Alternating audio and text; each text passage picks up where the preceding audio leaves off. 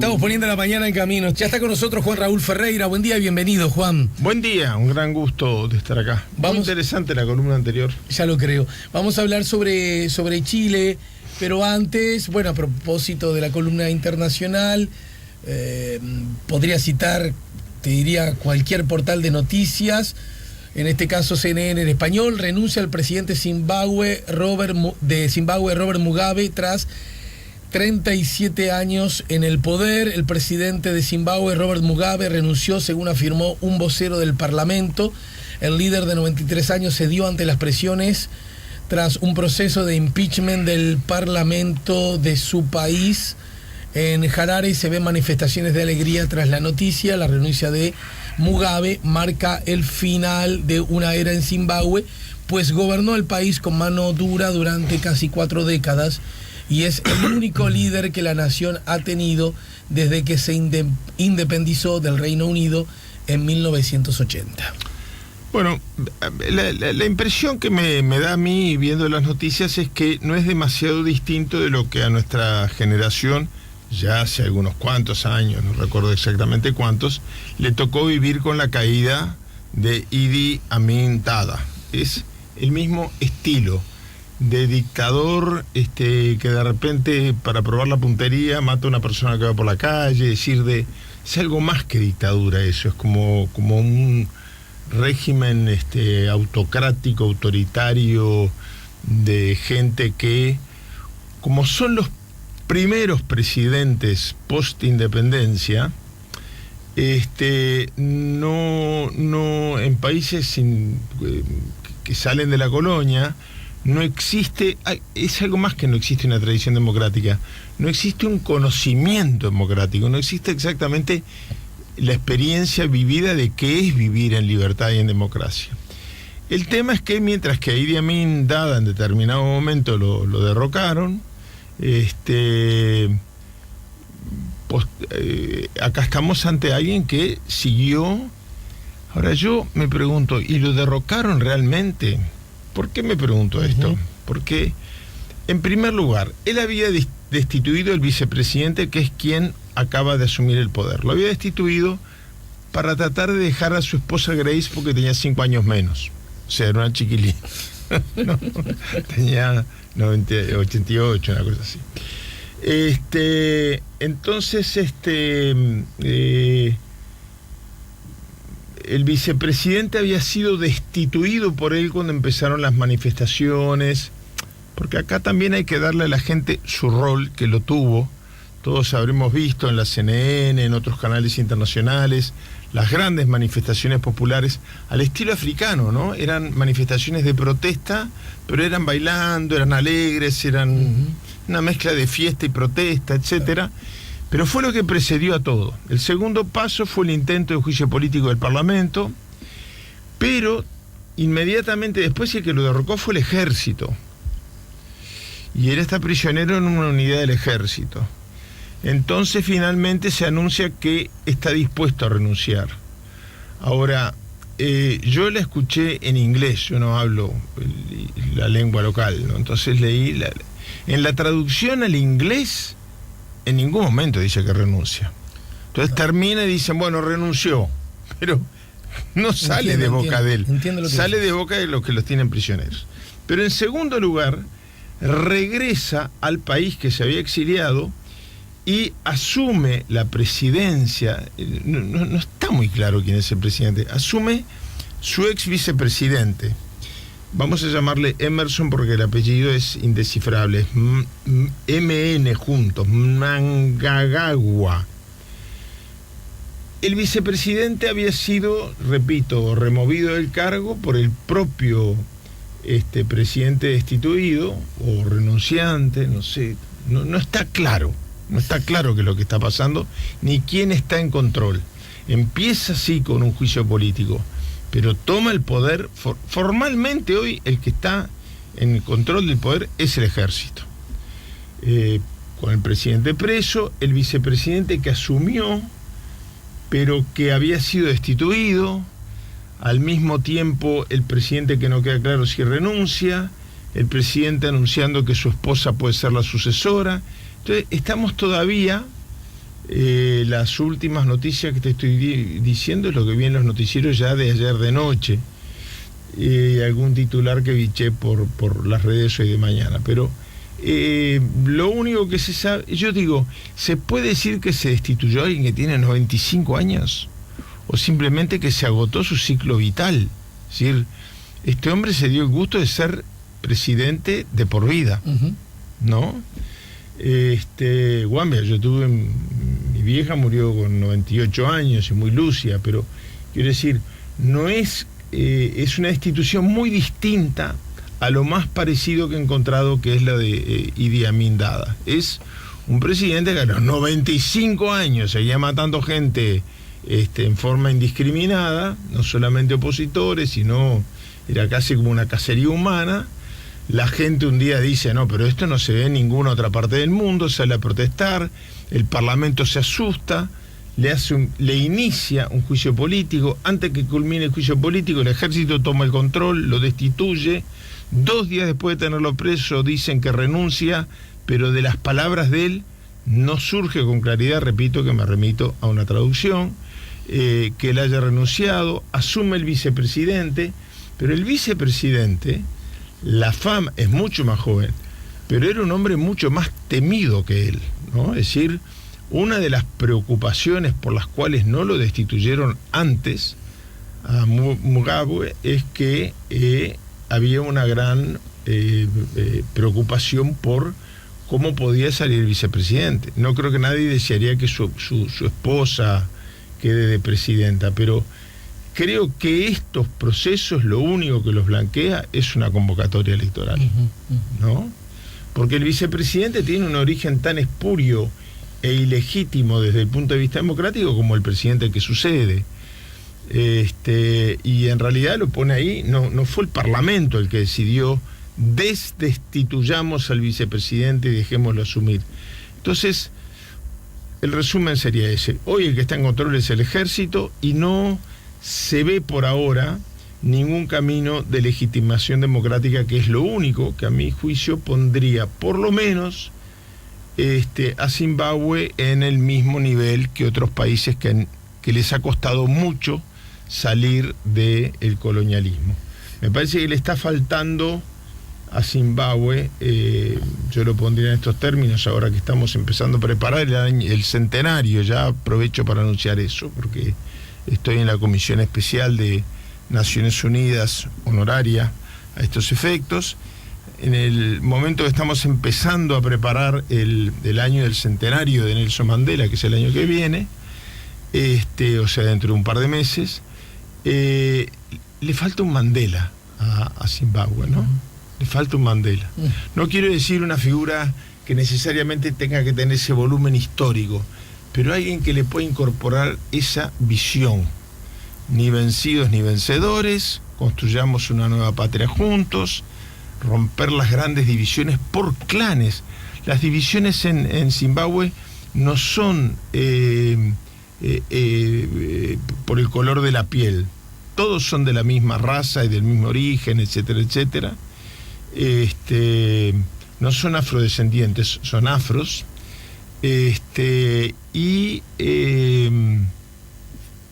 Me parece que necesitan una figura con la concepción, a eso me refería, no la dimensión histórica, porque eso se aparece en uno a veces más de un siglo, de la dimensión de Mandela, pero una figura con esa concepción y con ese rol de hacer de puente a un régimen y a un estilo de convivencia democrática distinto. Hay mensajes a propósito, recién hablabas vos de la charla que recién teníamos acerca de educación. Voy a leer 2 o 3 nomás. Me pareció muy interesante. Mis hijos siempre han ido a clase de apoyo en alguna materia durante el liceo y les ha ido muy bien, han terminado sus estudios secundarios sin problemas y ahora cursan los terciarios en la Universidad de la República. ¿Mis gurises son extraterrestres? No, son adolescentes uruguayos con educación uruguaya. Vamos, 099-894-987. Excelente programa, dice alguien que no firma. Bueno, No lo leí por elogio, leí porque estoy abriendo. Y de paso es lindo el elogio. 60% que no termina el liceo es muy alto porque no hay trabajo para todos esos que no van a seguir estudiando, porque sin liceo no se puede pasar a un nivel terciario. Entonces, ¿qué van a hacer esos jóvenes? Ese 60% que además no están formados para el mundo laboral. 099-894-987. Todos los mensajes nos ayudan a poner la mañana en camino. Hubo elecciones en Chile, Juan Raúl, ¿y cuáles son los primeros comentarios que a ti te surgen a propósito de esta primera vuelta? Necesariamente habrá una segunda vuelta y ocurrirá ahora nomás, en diciembre. Bueno, estas elecciones donde festejan todos, a mí me da la impresión es que generalmente no son porque todos ganaron, sino porque todos perdieron. Está bien. Es un resultado donde todo el mundo salió a decir que salía victorioso. Hubo una única sorpresa, bueno, los resultados de las encuestas. Las empresas encuestadoras, yo creo que no es que trampean, como es un atajo fácil decir, y siempre se equivocan para el mismo lado, esto es un curro. No, creo que las empresas están formados en la ciencia política, especializados en análisis de opinión, pero que todo el estudio de las ciencias políticas tiene que cambiar en la medida que el mundo cambió en una manera tan abrupta. Yo veo cómo se me enseñaba a mí cuando hice mi doctorado en Relaciones Internacionales, y bueno, y era yo estudié en Estados Unidos durante la Guerra Fría. Entonces después la vida me permitió seguir en la misma labor e irme reciclando empíricamente. Creo que con las encuestas pasa lo mismo. Las encuestas tienen que empezar a pensar, ¿todos los que no contestan son porque están indecisos o porque hay votos que no quieren manifestarse públicamente? Es decir, hay una cantidad de variables que en el año 71, las primeras encuestas cuestionadas en el Uruguay, no existían. Claro. ¿No? Entonces, ¿qué pasa? A mí que me gusta hacer pronósticos, y que por ahora vengo, por lo menos en este programa, en la columna de radio, bastante invicto. Bastante bien. Sí. No sé si todas, pero... Pero en esta yo realmente creo que el adelanto que se puede hacer es el de la incertidumbre total. Veamos, yo no quiero ahogarme en números, ¿no? Me estás decepcionando, Juan Raúl, porque la había jugado.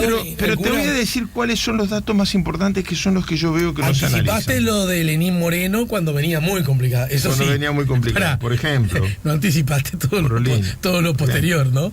Lo de Lenín Moreno. Sí, todo lo posterior, ¿no? La pelea, ahora lo miro retrospectivamente y no es tan raro, porque es un hombre que venía de una formación política distinta a la de Correa. Mientras que Correa era el antisistema, y yo a Lenín Moreno lo conocí como roldosista, es decir, un hombre muy allegado al desaparecido presidente Jaime Roldós, de quien tuve el honor de metió el vicepresidente ser muy... preso y le está diciendo a Correa, vení, no tengas miedo. Es una cosa que... Sí. No sé, ¿no? Nosotros no estamos acostumbrados. Mirá lo de Mujica y Almagro, ¿no? Sí, incluso yo te diría... No, quiero decir, uno de los tuyos, sí, que lo metés como... ¿no? Y aparentemente pues se transforma en otro. Yo no estoy diciendo quién es correcto, quién no, nada, pero esas cosas. Pero ¿no? yo veo que en el Uruguay han habido cambios muy importantes en la conducta política general, más allá de cada partido.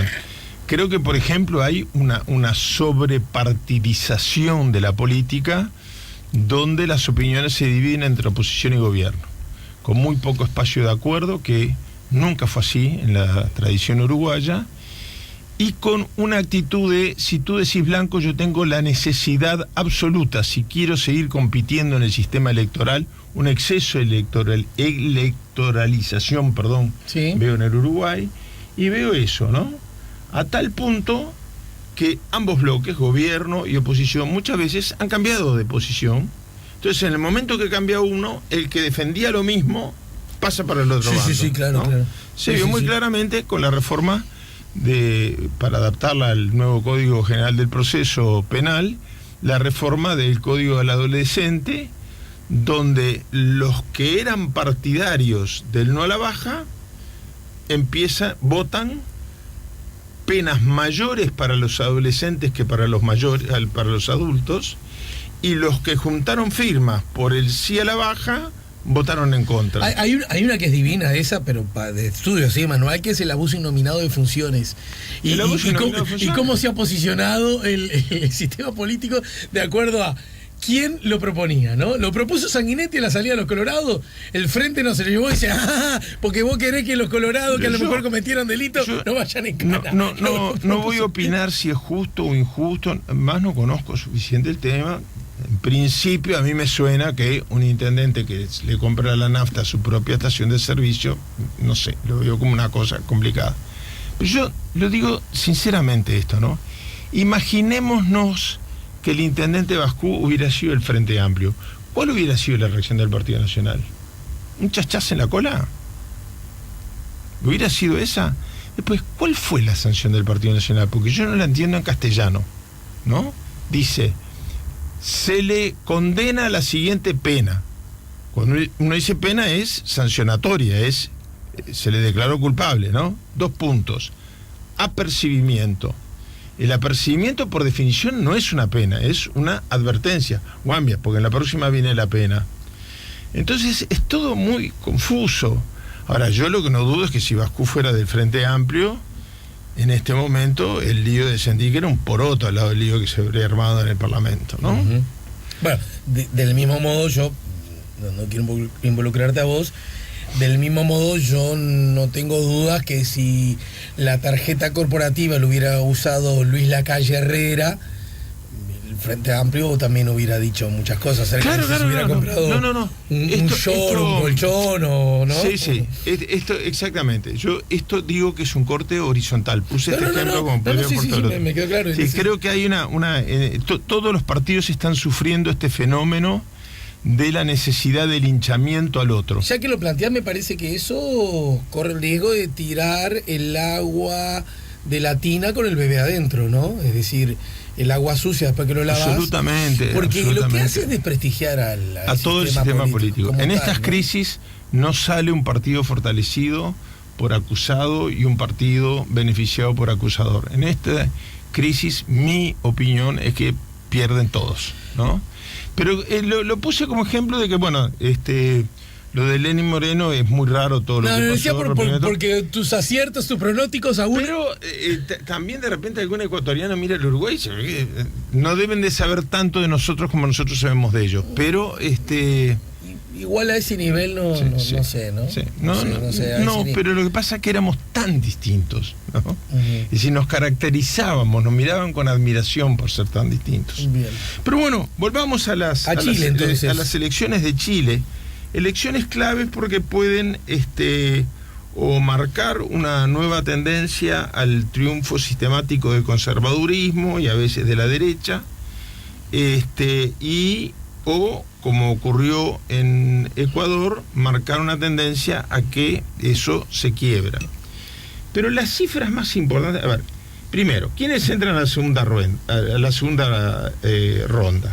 Bueno, dentro de la derecha, el sector más moderado, que es el del presidente Piñera, no es conservador, él se define como de derecha, es una característica además de Chile.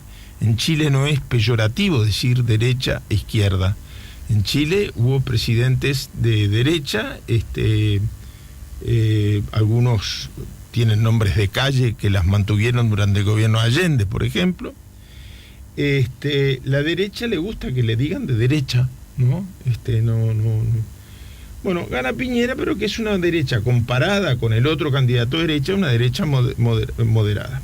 Con un 36, casi que un 37%, a diferencia del candidato continuista, por llamarlo de alguna manera. Después vamos a ver que esto tiene algunos matices.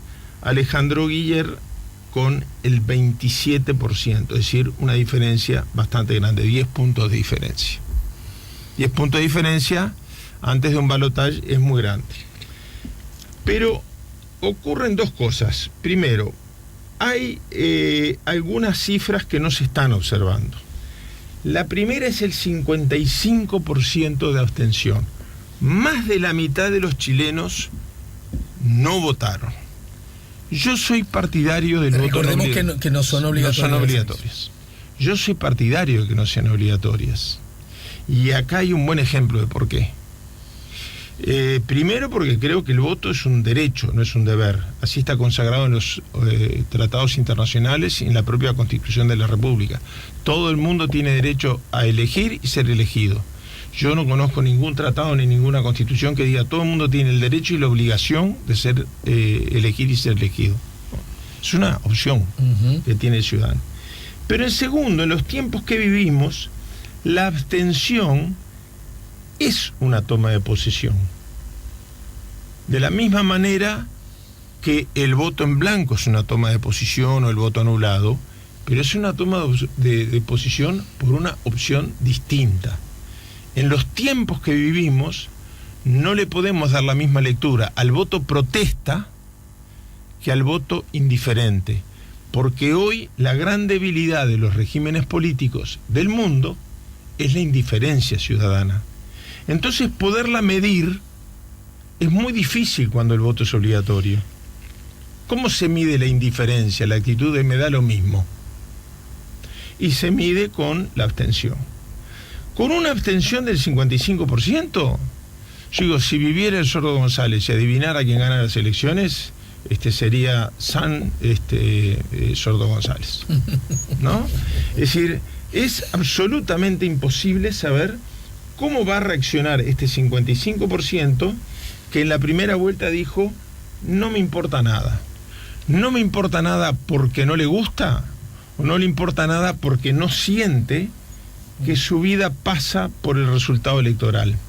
Si es esta segunda interpretación, y en la segunda vuelta puede llegar a ser mayor aún la abstención. Si en cambio la interpretación de la indiferencia es tomen nota de que ninguno me conforma porque el sistema político no me llega, no me moviliza, no me toca el alma, ahora bueno, cuando hay que decidir el presidente voy igual, es distinto. Ahora, cuando más, por primera vez en la historia de Chile, son más los ciudadanos que deciden no concurrir a las urnas que concurrir, es muy difícil hacer un pronóstico. La segunda cosa, ¿cómo se produce la alineación? Y bueno, si uno lo mide matemáticamente, sí, con un resultado bastante parejo. La misma noche de las elecciones, el candidato Kast de la ultraderecha, de la derecha esta, de la nueva derecha, esto que está ganando en Europa, en todos lados y todo, bueno, hay que ver que Chile mantiene en cierta medida esa tradición de democrática fuerte, porque votó muy bajo, no llegó al 10% de los votos, ¿no? O sea, no le asegura con su sola adhesión el triunfo a Piñera. Muchos de los candidatos menores, lo vemos después eso, sí podrían asegurarle, o mucha gente que no votó y que decida votar en la segunda vuelta. Pero yo me hago esta pregunta, y no tengo respuesta, me parece que vale la pena reflexionar haciéndose la pregunta. Ese casi 10% que votó esa ultraderecha, la noche de las elecciones, antes del discurso de Piñera y antes del llamado de quien entró segundo a felicitarlo y decir que iban a competir lealmente, etcétera, etcétera, etcétera. Guiliera. Exactamente. Antes de ese llamado, este sector, que es un 10%, muy poquito, en realidad es un 8% para ser más preciso, se presenta en el cuartel general de Piñera y le dice, nosotros votamos por usted, no queremos acuerdo programático ninguno, no queremos incorporar ni una sola frase a su discurso, no queremos un solo cargo. Yo me pregunto, de cada uno de esos votos, de ese 8% de ultraderecha, ¿cada uno de esos votos suma un voto? ¿Me explico lo que quiero decir? Es decir, que la misma noche de las elecciones, Piñera, que se presentó como de derecha, pero como una derecha moderada y ya aprobada por Chile, es decir, ya fue presidente, no es lo mismo probar una cosa nueva, Bueno, que la ultraderecha, que el electorado chileno parece haberle dado la espalda muy fuertemente, que está imperando en el mundo, que gana en Estados Unidos, votó tremendamente bien en Francia. Esa ultraderecha mejora la imagen ante el electorado independiente o de centro, que es al que tiene que apelar Piñera para poder ganar. Piñera necesita apelar, es decir, el que está más a la derecha de Piñera vota por Piñera necesariamente. Sí, claro. Ahora, si lo hace en forma incondicional y con ese anuncio antes de que llevaban ya un 96, 97% de los votos escrutados, el resultado era, pero todavía no había un anuncio oficial del Consejo Nacional Electoral, etcétera, ¿le suma o le resta? Yo es una pregunta que creo que es legítima preguntarse. A ver si entiendo. No porque los que votaron a Kant, ¿no? Sí, Kant. Cast, perdón. No porque los que votaron a Cast no le vayan a votar, sino porque a lo mejor inhibe de que los otros que te tienen que votar lo hagan, ¿no? Porque además lo iban a votar igual. Lo podían haber anunciado el otro día, los 3 días, y si no lo anuncian, lo iban a votar igual. Pero la imagen que da es, en el primer país donde no gana la ultraderecha se encarga la misma noche de la elección de subirse al camión y decir yo estoy acá arriba. Y no pido nada a cambio. No pido nada a cambio. Ahora, mira, en esa misma dirección hay una cosa que dijo el otro día Rafael Piñeiro, y que para Diario El País de España, Ascanio Cavallo, que es un analista, también dice que tiene que ver con el otro candidato. Dice: ahora hay una posibilidad para Guillier, pero creo que es muy difícil porque él no es un buen candidato. Ha tenido el peor resultado de la historia de la Concertación. Además, una parte del Frente Amplio, como pasa en Podemos, claro, la referencia, primero porque es El País, pero luce como muy similar. Como pasa en Podemos, piensa que hay que destruir a la nueva mayoría. Piñera también lo tiene difícil para arañar votos. Va a ser muy reñido, pero creo que lo tiene más difícil Guillier, según Ascanio Cavallo, ¿no? Yo coincido un poco. Porque es verdad que yo podría decir, la gente del Frente Amplio, bueno, ante el riesgo que gane la derecha, va a votar igual a Guillier, pero tiene una dificultad. Pero es más antisistémica también, ¿no? Es decir, estos son la misma cosa, son toda la misma basura, ¿sabes qué? Y mucho más en una elección sin voto obligatorio, hasta ni siquiera tiene la obligación de mandar el voto en blanco, exactamente, ¿no? Yo la próxima columna te muestro mis apuntes primero, así no decís lo que yo voy a decir antes que lo diga yo. No, me deja muy tranquilo este análisis, porque yo iba a pasar a comentar esto. ¿Qué pasa del otro bando, de Alejandro Guillier? En primer lugar, demuestra la desestructuración de los partidos políticos que venimos anunciando nosotros acá en este programa, mucho antes que se empezara a manifestar públicamente, ¿verdad? Era casi que una idea obsesiva, y de que en algún momento eso nos podía contagiar en el Uruguay. La Concertación, como tú acabas de decir, es decir, la fuerza política que ha gobernado, con la única excepción de los 4 años de Piñera, ha gobernado permanentemente desde la caída de Pinochet. Esta vez se fracciona en 3 sectores. Después están los candidatos minoritarios, que como no eran candidatos programáticos, el que sacó más sacó el 6, y después todos los demás están por debajo del 0.50. Entonces, ¿qué va a hacer toda esa masa que en total llega a un 7%? Y no se sabe. Ni siquiera se sabe qué capacidad tiene. Por ejemplo, un candidato que saque el 0.51%, ¿qué capacidad tiene de influir en ese 0.51%? Estos partidos con una votación tan baja se van a dividir, pongámosle, por mitades, por decir algo, pero no creo que ni siquiera dependa mucho de la voluntad de los propios candidatos que votaron. Pero hubo 3 candidatos con un nivel de votación razonable como para tener en cuenta. Los 3 candidatos vienen de la Concertación, ¿verdad? La crisis de partidos políticos se vuelve a manifestar, porque dentro de la Concertación, los 2 partidos más fuertes eran el Partido Socialista partido al que perteneció Salvador Allende, Ricardo Lagos, que quiso ser candidato pero perdió las internas con Guiller. El Partido Socialista es un partido de una enorme tradición en el socialismo latinoamericano, el partido de Clodomiro Almeida.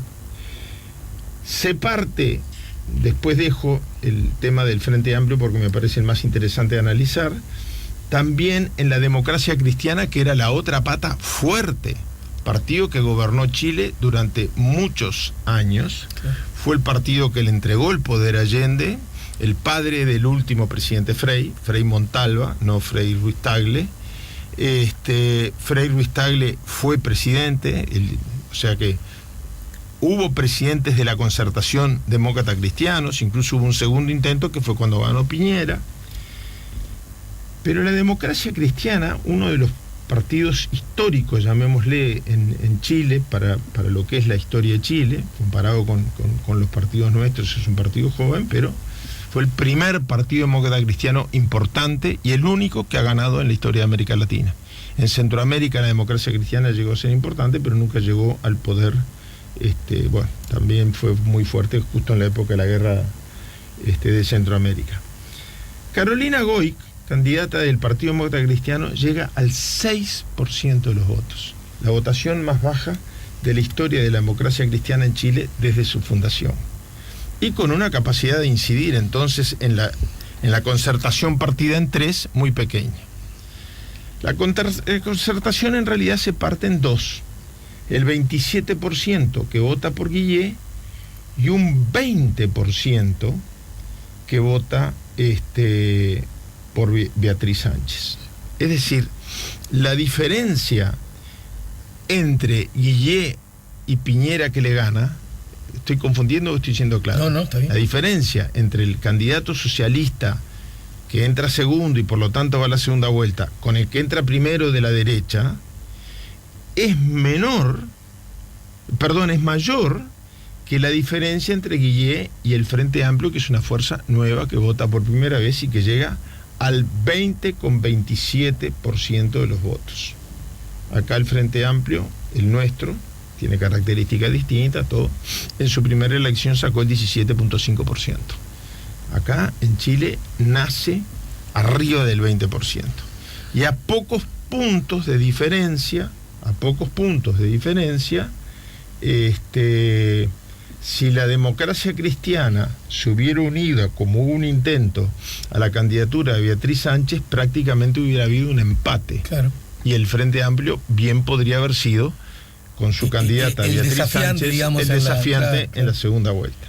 Ahora, ¿qué pasa? Uno tiende a decir, bueno, la derecha y la centro-derecha, vamos a sumar a ver cuánto da. La izquierda y la centro-izquierda, vamos a sumar a ver qué da. Pero tú acabas de incorporar un argumento muy importante. La partición de la concertación es, en el caso de Guillé y la candidata de la Democracia Cristiana, por diferencia de candidatura. Evidentemente se equivocó la señorita Carolina Goic, que llegó al 6%, con un partido, repito, de mucho más tradición de estar en el gobierno que el propio Partido Socialista, que ha estado varias veces en el gobierno. Pero Beatriz Sánchez y el Frente Amplio, que la lleva como candidato, nacen rompiendo con la concertación. Nacen por disconformismo con la concertación. El discurso de nacimiento del Frente Amplio chileno es: esto que está gobernando Chile desde que cayó Pinochet no es izquierda. Esto es una variante del modelo neoliberal. Ese es el discurso. Entonces la suma aritmética no corre acá. Es muy difícil rebobinar en menos de un mes ese discurso y decir, bueno, pero hasta hace 4 años éramos socios electorales. Durante los últimos 25 votamos juntos. Y yo prefiero, como decís tú, que gane un candidato de centro, izquierda, a que gane uno de derecha, centro. Sí, ¿no? Sí. Eso es un razonamiento. Ahora, cuando lo que hay es una ruptura, es un portazo. Yo me voy de acá porque esto... Claro. Estamos engañando a la gente. Esto no es izquierda. De todas maneras, Juan, a ver si podemos quedarnos con esta idea en el final. Les recuerdo a todos que luego de la pausa Numa Moraes estará aquí con todos nosotros, a quien venimos escuchando desde las 8 y a quien imagino vos conocés desde hace tiempo, ¿no? Y muchas veces incluso desde el público, en el exilio sobre todo, pero sí. Gran cariño y gran admiración. Convengamos que, aún subrayando estas peculiaridades de la futura segunda vuelta, a Piñera no le fue tan bien como él creía que le podía. No. Eso parece ser objetivo. Es más, sí. ¿No? Del mismo modo que al Frente Amplio le fue claramente mejor de lo que nadie había dicho. Sí, si alguien dice acá hay un ganador, el ganador fue el Frente Amplio. Sí. Sin embargo, las chances del Frente Amplio, parte de una coalición de gobierno, se vuelven muy difíciles por la forma como se produjo la ruptura con el oficialismo que integraba hasta hace algún tiempo. Piñera además dice una cosa, yo le voy a hacer el pica pica desde acá, no creo que él se entere, y si se enterara no creo que se desvelara. Pero él en su discurso dice que prácticamente sacó la misma cantidad de votos que en la elección pasada. Perdón. Primero, sacó un 4% menos, de un 40 bajó un 36. No es prácticamente lo mismo. Pero además era un 40 de un 60. Claro. Es decir, en la elección pasada votó el 60% de los chilenos. En esta votó menos de la mitad. Claro. El 45% de los chilenos. Quiere decir que en cantidad de votos, yo no he hecho el cálculo matemático, la votación de Piñera está muy por debajo de su votación de primera vuelta en la última elección. Él hizo un hincapié jugando con esta... la matemática se presta, sobre todo para los que no somos muy buenos en matemáticas, se presta para estas confusiones. Dice, bueno, saqué 40, todavía saqué 36, ahí ando. Estamos ahí. No. Lo que también es cierto que la Concertación votó más bajo que... Votó más bajo y votó con una partición, con una ruptura más grande. Yo, en lo personal, como me desafiaste algún tipo de pronóstico, me atrevería a decir que va a ser muy difícil en una primera elección donde tiene la obligación de definir su perfil, que el Frente Amplio chileno llegue a algún tipo de acuerdo. Que alguno de los electores diga, bueno, no, pero una cosa es irnos de la Concertación y otra cosa es que la Concertación pierda contra la derecha. Y bueno, los electores, porque tampoco las sumas son aritméticas. Sí, el líder dice, ¿no? Claro. Pero en general, yo digo, sí, Guillé cuenta como algo seguro la votación del 20% del Frente Amplio, un poquito más del 20%, creo que está haciendo los cálculos mal y que se puede llegar a pegar un susto muy grande.